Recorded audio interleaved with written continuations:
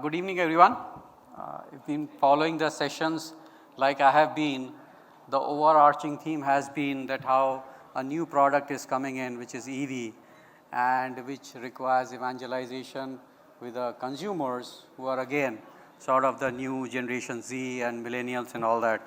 Now, what has not been said, but it is palpable, is the IC engine industry is also going through an unprecedented change. Right now, it's in the last 20 years, the biggest drop in sales that has seen. And in such a scenario, both the challenger and the incumbents, they are facing the heat. Now, in the moments like these, that's where some innovation comes in. It could be incremental, it could be exponential. But at the end of the day, we move on to something new, and only those who innovate, they survive.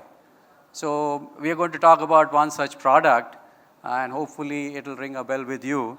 I am Abhishek Mishra. I work with CAMS. It's a 30-year-old company. It specializes in creating technology platforms and services and helps ecosystem move from data deficient to data efficient systems. It leads to better decision making, and very importantly, it leads to a cohesiveness amongst the stakeholders.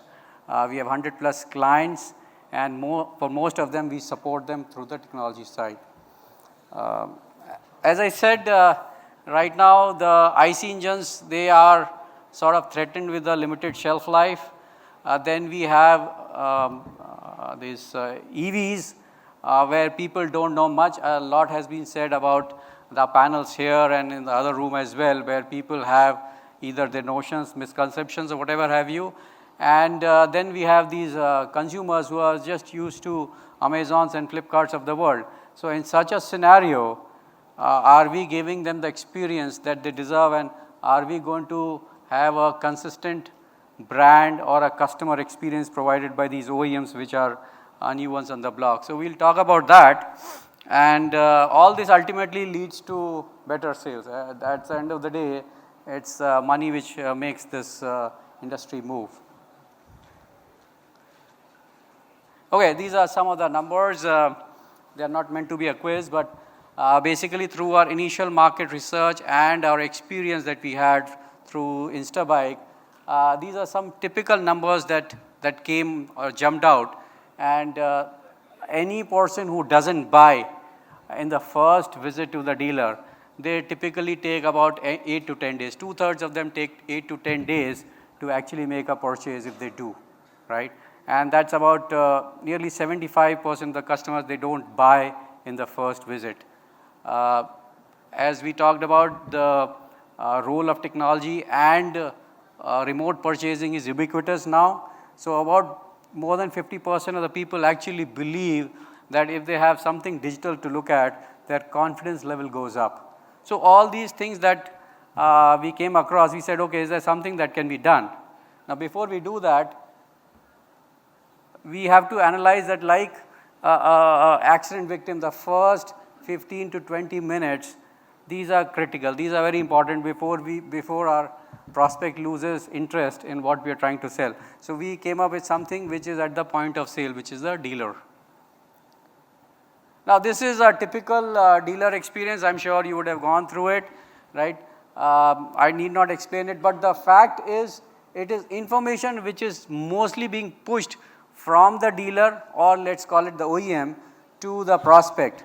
And in very limited case, we tend to answer questions from those customers who know what they don't know. But in case of EVs, there are a lot of things they don't know what to ask, right? So is this the right method? We just try to give them one size fit all solution. Okay, ये finance है, आप ये ले लो, otherwise ये ले लो. So the information flow is mostly from the OEM or the dealer side to the customer. Is there a better way of doing it? Especially if you go to Amazon or Flipkarts, where they say, okay, what do you want? What is your requirements? And basis that they customize the responses. So information to influence. So you look at the bottom, influence. This is what we are trying to do. Can we influence them basis their choice as to what is the best product for them? It could be a product, it could be a financing option, it could be an exchange bike, whatever have you. And obviously it starts when they have an intent to buy. When they're researching, is there something that you can engage them with? Is it something that they can actually get an answer to what they're looking for rather than the answer you're trying to push? And when they come to the dealership, are they getting the customer experience that your brand deserves them? I think that's very important. And then on the, as I said earlier, 75% of the people who buy actually walk out of the dealership in the first instance. So which means after they go out, you actually need to engage them. Do you know enough about them? And the last part is price negotiation is only one of the aspects before you close a sale. It is post-sale experience that counts. So we said, okay, let's look at this. Let's learn from other sectors where something similar has been happening, and what can we borrow from that and create something. So we said, okay, there are a lot of stakeholders involved. The financiers keep changing the scheme, right? The OEMs, they push new products. Either it could be a different model or it could be an entirely different product. The sellers or the dealers, they also come up with different offers, right? Depending on the time of the month, they have these schemes. Are all these available to the customer who wants personalized choices?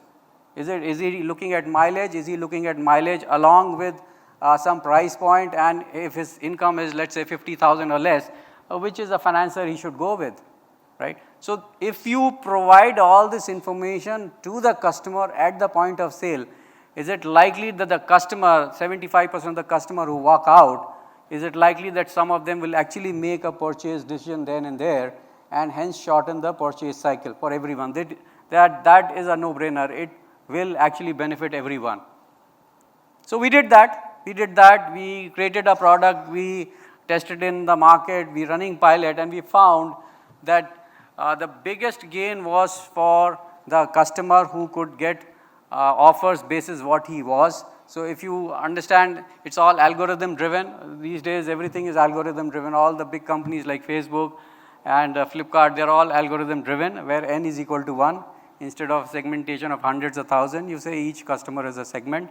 And basis that, we created an experience, and the best thing that happened to the OEM was they were able to drive a consistent experience. If there is someone, dealer in Badaयूं, right, and his guy has, his executive has come in only 2 months ago, do you think he would know about the features of the product to the same extent as someone who is dealing, a sales executive in Delhi who is dealing with these vehicles for 2 years, 3 years?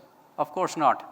Right? So consistent experience to the customer, which was a big plus for the OEM, and for the dealer, it was the sales management, the effectiveness. Now people or their executive, they can just walk off, they can switch jobs, and it takes the dealer only a few days actually to bring up the new executive up the learning curve and make sure that the leads are being followed. Similarly, for financiers, they can push deals at a dealer level at the push of a button, and that actually reduces their cost, because now they don't have to have people in those dealerships doing that.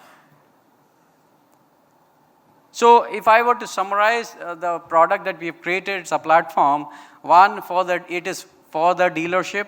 It improves the sales effectiveness. It cuts down on the L&D cost, on the cost of attrition that the dealer goes through, and also carrying the book. I am sure some of you would know that when the executive moves off and takes up a job somewhere else, that person takes the book or the leads. So that doesn't happen. A lot of other side effects are inventory management and financing. And for the OEMs, it is a business intelligence.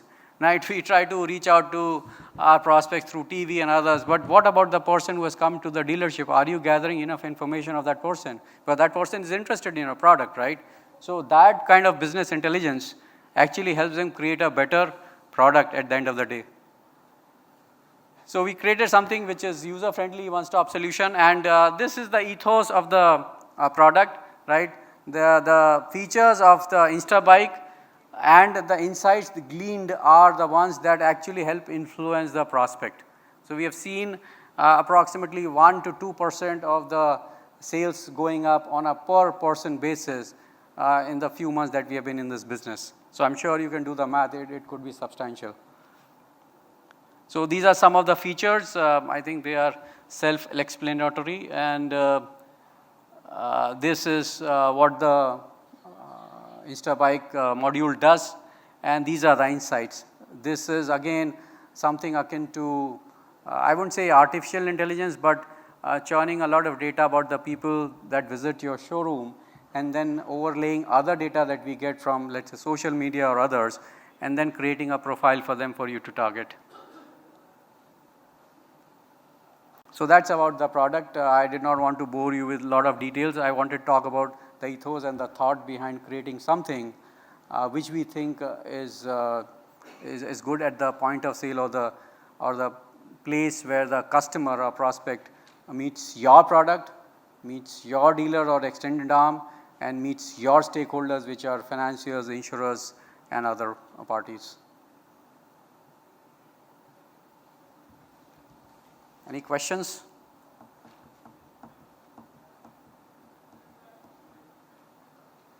All right, thank you so much. Appreciate your time.